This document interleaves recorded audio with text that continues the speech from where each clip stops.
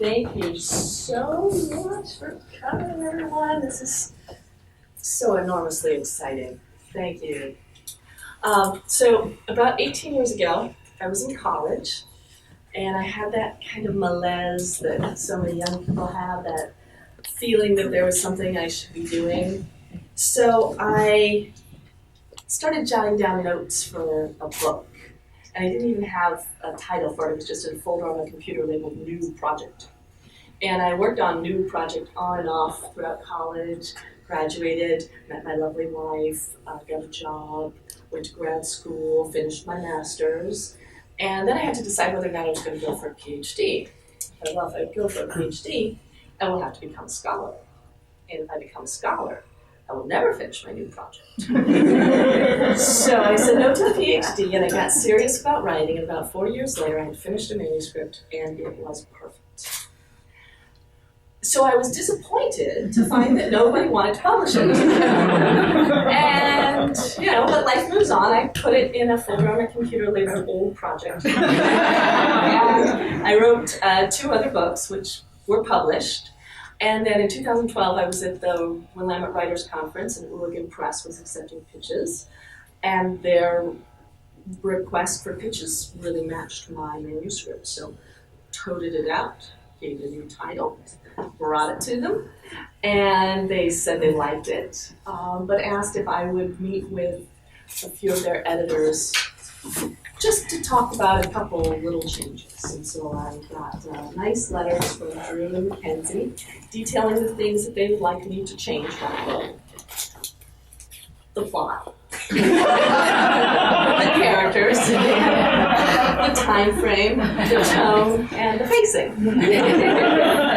And I looked at the letters and I thought, wow, if I make all these changes, it really will be a better book.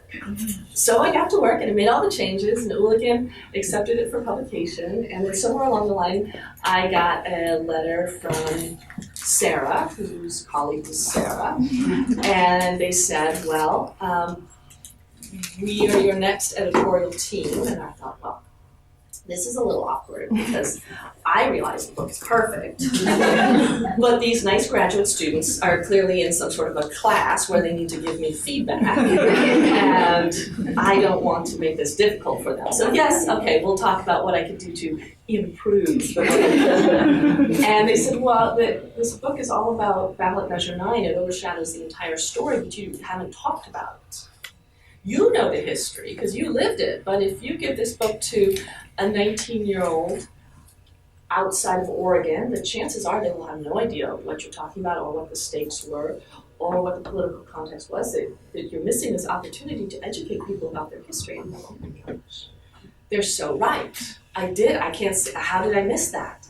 So I went to work and revised the manuscript again, and with the help of Ooligan, we proofread it and wordsmithed and polished it and put that beautiful cover on it. And so now I can truly say it is perfect.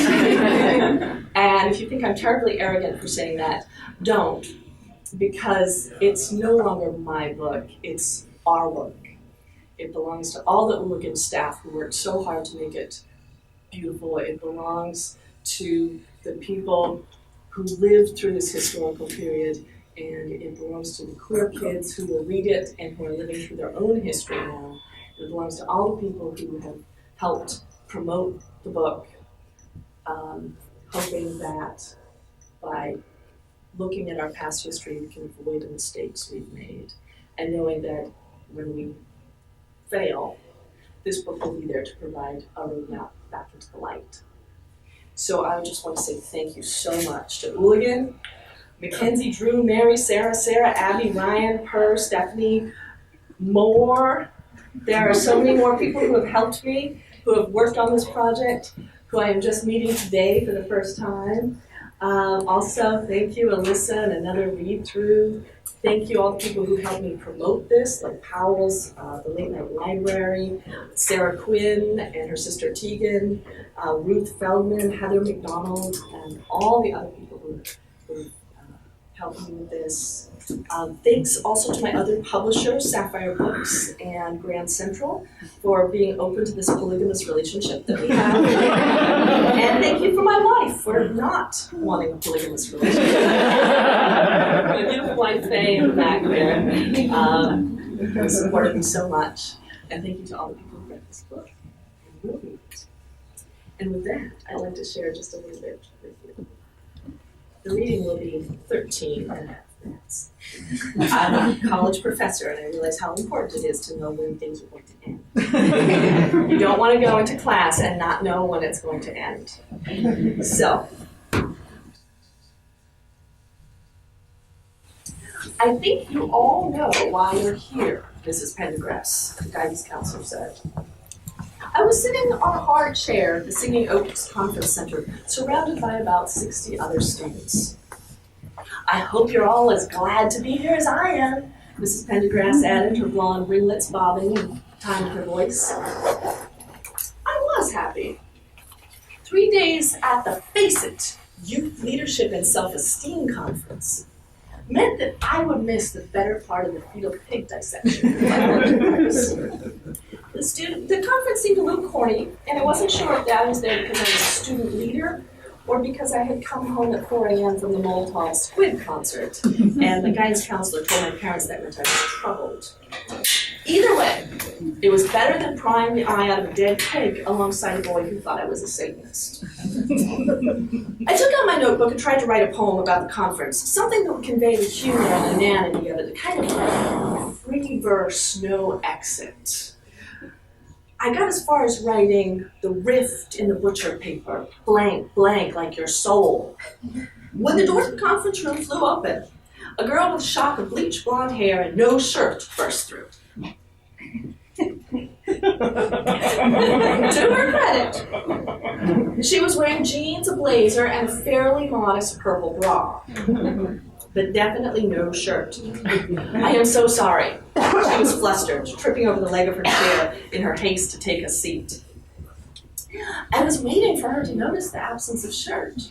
I had dreams like this. I walked into biology class, and Pip would say, "Oh, look, Trina forgot her shirt." In my dreams, I'd tell him to fuck off, but when I took my seat and looked down, it was gone. The girl just plopped her bag down and pulled up a chair next to me. "Phew, what a trip," she whispered. I was waiting for the guidance counselors to tell her to put a shirt on, but perhaps she had not brought a shirt. If she had, it would probably be back in her car. But if this was her naked nightmare, she probably would have lost her car. If she ran to retrieve it, she would find that zombies were chasing her. But she couldn't move her legs. And then she would realize that she had never graduated from middle school, and she had to do it all over again. No.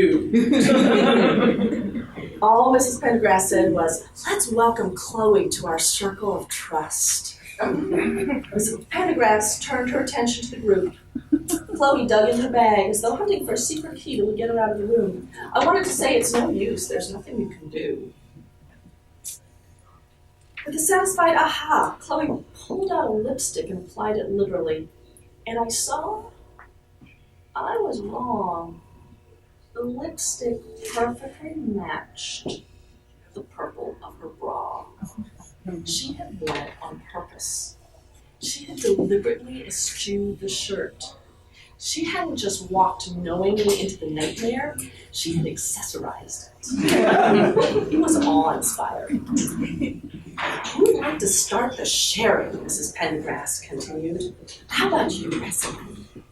My heart went out to the plain-faced girl Mrs. Pendergrass nodded to, but Bessie didn't seem to mind. "I feel really alone." She ended every sentence with a question mark. "And my boyfriend, he's really popular," she went on. Chloe leaned toward me. "Don't worry," she whispered. "I went to one of these last year. You don't have to talk. Just tell him you want to share something with a moment of silence with your circle." That night, we were housed in cabins set throughout the wooded conference grounds. I cringed at the thought of lying on my bunk bed listening to Bessie sniveling beside me. Worse yet, I hoped I would not cry. I felt the tears pressing at my eyes. It had been nice to meet Chloe and her boyfriend Aaron, but lunch had been followed by another round of trust circle. The confessions shared in the afternoon had seemed genuine and unforced. All the while, I stared at them thinking, The Oregon Citizens Alliance had blanketed the state with advertisements. On our bus ride to Portland, I had seen a billboard commanding, "Choose not the sin." Another sign read, "Homosexuality is an abomination. Leviticus 20:13. I wanted to grab Mrs. Pendergrass by the neck and tell her that this was all a big, corny lie. If this was a leadership conference, she should teach us to be leaders, not sniveling brats who broke down in tears because, surprise, life was hard. I wanted to scream, "I'm gay, open up your trust circle for that." She couldn't open up her trust circle wide enough to include me, and I turned my face to the wall and pretended to sleep. I had chosen between self-esteem and fetal pig, and I had to live with my choice. I had been feeling sorry for myself for about an hour when I heard the door open. I saw a crack of darkness slightly lighter than the darkness around me. Then I felt a shadow move over me. A hand reached under my blanket and touched my shoulder. I opened my mouth to protest, but somebody's hand covered my mouth. I smelled cologne. In the moonlight, I saw a forest of dark hairs on a man's wrist, the tail of a black peacoat, a belt buckle. I couldn't see his face. "Shh," the figure cautioned in a deep voice. "Get up." "No," I pulled away, knocking my head against the wall. The figure dropped down to my level. "Do you want to wake everyone up?" It was Chloe's boyfriend, Aaron, lurking in the darkness. He pressed a finger to his own lips. "Come with me." "No." He glared at me, his gritted teeth saying, "I can't talk to you here." "What?" I spat when we were in the hall. "Nothing." He was standing too close to me, conspiratorial and eager, his hand resting on my lower back. "Good, because I like Chloe," I said, stepping away. "Yeah, me too." He was playing dumb. I was sick of it. First Jared, then Ralph, then Pip. I was tired of them eyeing me, as though it somehow wasn't enough that I was gay or that Ursula had left me. It wasn't enough that the whole state was against me. I had to sit stoically while I listened to a bunch of breeders talk about how misunderstood they were. I had to take a moment of silence when my turn came. Now I had to fend off Chloe Lombardi's boyfriend because some great force of nature thought I should open up my legs to every boy who came around smelling of Jovan musk, because apparently that was better than the starlight yearning I carried for Ursula. "Leave me alone," I hissed. "I'm not interested, can't you get that?" Aaron's face melted into puzzled embarrassment. "You aren't? Chloe was sure you'd want to go." "I don't." "Go where?" "Wait, you didn't think I was." Realization dawned on his face. "Oh God, no, that's not what I meant. I thought Chloe told you. Chloe and I, there's this underage dance club. We heard about it from her brother. Some people say it's run by a pedophile. They play Bajas." He stopped, obviously waiting for something. "We're going right now. Chloe's got her car. We're practically in Portland. You've got to come." The club was in a section of town that appeared to be nothing but warehouses. Then we turned the next corner, and I saw a group of people huddled around a card table on an unlit sidewalk. "Is that the club?" I asked. "No," Aaron said. "I think those are the protesters." He scoffed. "Supposedly the club is run by this guy who wants to give street kids a place to go at night, but some people say he's a pervert." "They're all rumors," Chloe added. "People say there's drugs, prostitution, shit like that. But the music is good," Aaron offered. "I heard they play Joy Division." We were 16. Pedophiles and prostitution be damned. We love Joy Division. As we drove closer, one of the protesters lifted a hand-lettered sign reading, "Love the sinner, hate the sin." "Is that for the pedophile?" I asked. "No." Aaron drew the word out as if pondering whether to say more.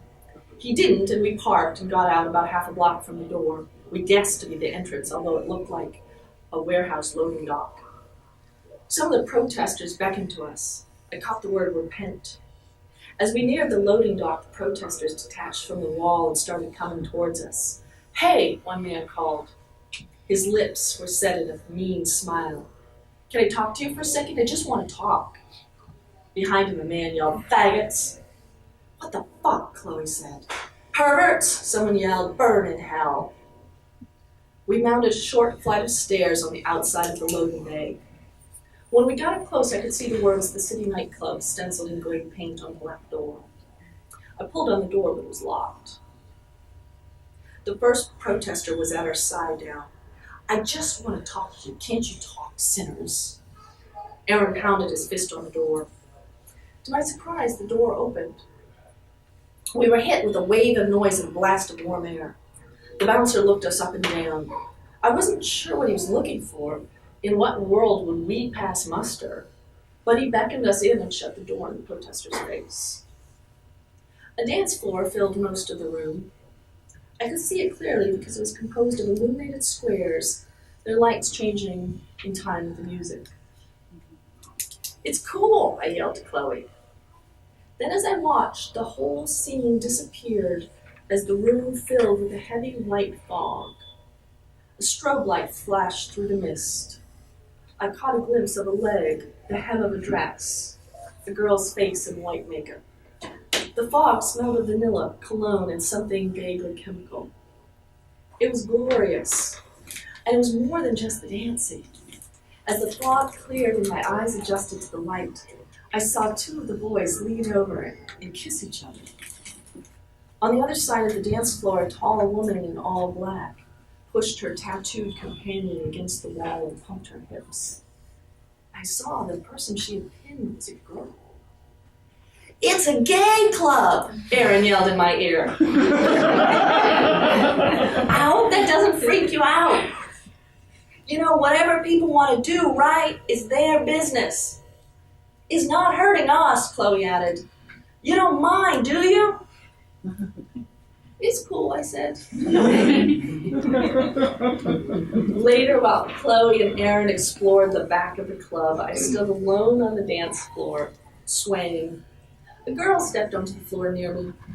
With her vintage dress and her curly black bob, she looked like a little doll that had suddenly come to light in the strange forest of light created by the strobe. She started to dance, and she was far more graceful than I was, so I backed away to give her space and to watch her. For it dawned on me slowly that I could watch. I was free to watch. She was lovely, and here in the darkness, I was allowed to know that. I was happy just to look, but a moment later the girl moved toward me. I stepped back again. She followed me. I could see the fine fabric of her dress, feeling this new skin and edged with lace. Without thinking, I touched her waist with the tip of my finger to see if she was real, to know if I was real. Her black eyes caught mine, and we danced to those hard, angry songs. We barely touched. Only the outline of our movements intersected. We were like fire dancers tracing the air around each other's bodies. I felt so finely attuned to the world, I thought I could feel the heat her hands left in the air. In the back of my mind, I thought of the couples I had seen groping in the halls of my high school, their knees wedged between each other's legs, their lips so fully enmeshed, I was sure they could fondle each other's epiglottises with their ordinary pink tongues. And I knew what I had always known. I would not trade my loneliness for the halogen glare of their certainty, their dissecting light, their public lust, so bright it scared God away.